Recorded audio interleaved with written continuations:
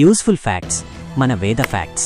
మనం పెన్సిల్ని షార్ప్నర్తో చెక్కుతూ ఉంటాం కదా, మరి ఆ షార్ప్నర్ ఎలా అభివృద్ధి చెందిందో తెలుసుకుందాం. పెన్సిల్ షార్ప్నర్కు మొదటి పేటెంట్ పొందిన వ్యక్తి ఫ్రెంచ్ గణిత శాస్త్రజ్ఞుడు బెర్నార్డ్ లాసిమోన్. ఇతను 1828లో టైల్ క్రయాన్ అనే పేరుతో పెన్సిల్ షార్ప్నర్కు పేటెంట్ తీసుకున్నాడు. అయితే అతని డిజైన్ అప్పట్లో అంతగా ప్రాచుర్యం పొందలేదు, ఎందుకంటే కత్తితో పదును పెట్టడం కంటే ఇది పెద్దగా తేడా లేదు.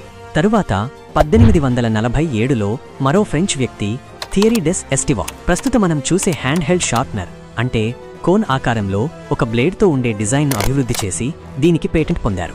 ఇది వాడకంలో చాలా సులభంగా ఉండటంతో ప్రజాదరణ పొందింది. అంతేకాకుండా 1897లో జాన్ లీ లవ్ అనే ఆఫ్రికన్ అమెరికన్ ఆవిష్కర్త షేవింగ్స్ను సేకరించడానికి ఒక కంపార్ట్మెంట్తో కూడిన పోర్టబుల్ పెన్సిల్ షార్ప్నర్ను పేటెంట్ పొందారు. ఇది మరింత సౌకర్యవంతంగా ఉండటానికి సహాయపడింది. కాబట్టి ఒకే ఒక్క వ్యక్తి కాకుండా పెన్సిల్ షార్ప్నర్ అభివృద్ధిలో చాలామంది ఆవిష్కర్తలు భాగస్వామ్యం అయ్యారు. అయితే మొదటి పేటెంట్ బెర్నార్డ్ లాసిమోన్కు చెందుతుంది.